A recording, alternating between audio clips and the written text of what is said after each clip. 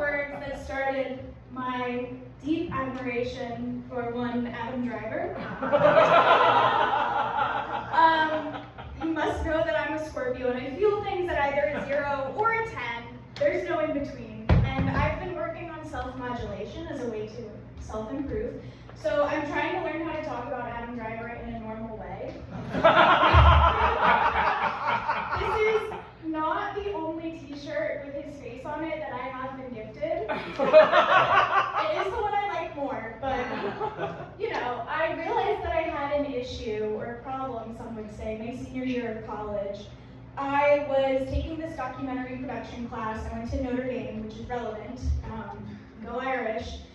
And as part of the class, you had to be a production assistant on this documentary series that my teacher, or professor as they say, was producing. And it was called First Time Fans.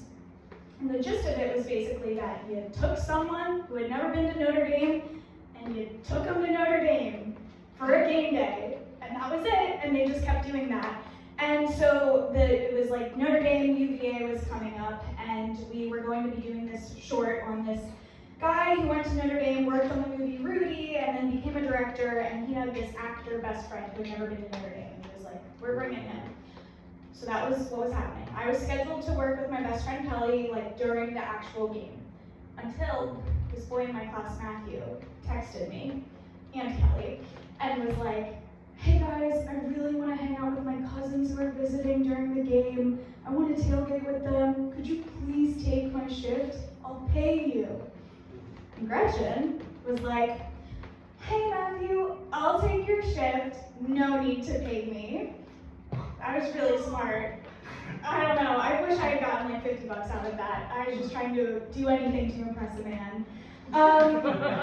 So game day rolled around, and Notre Dame is like goes very hard, so I started tailgating very early with everyone in the morning, and I was like, I can have a mimosa as a treat.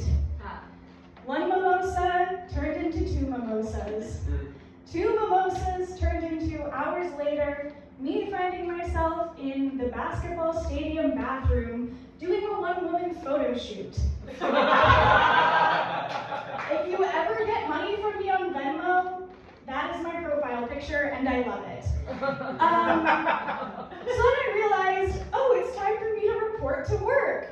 Excellent. So I showed up wearing these glasses, and you need to know that everything I did after that, I was wearing these the entire time. I met the actress that was the subject of the documentary. I showed up, I was 20 years old, I was blasted off my ass. I think it was the drunkest I ever got at a tailgate, which is saying something. And I'm not saying this to brag, like I'm not trying to promote alcohol or doing anything you don't want to do. But I am very proud of myself because I was voted most dependable in high school, and this is an example of when I was not dependable. And I think that's character growth. So I was talking with the actor. His name is Dominic Famusa, and he's a real actor. Like, he was a regular on Nurse Jackie. He has a Wikipedia page. His Wikipedia page has a photo. Like, he's real. And we're chatting, and I'm like, yeah, talk to me about acting, yeah. And he made the fatal mistake of telling me that he was in a project that was coming out with none other than Adam Driver. And I lost my shit. I went, I love Adam Driver. And I proceeded to tell him about the movie that I quoted at the beginning of this set, which is called What If? And it stars Daniel Radcliffe, Adam Driver. I told him about how I watched that movie 3 times the first day I saw it. I told him about how I forced my friends to watch it with me. I told him about how when it was released in the United Kingdom, it was called the F word. Not fuck, but literally the F word.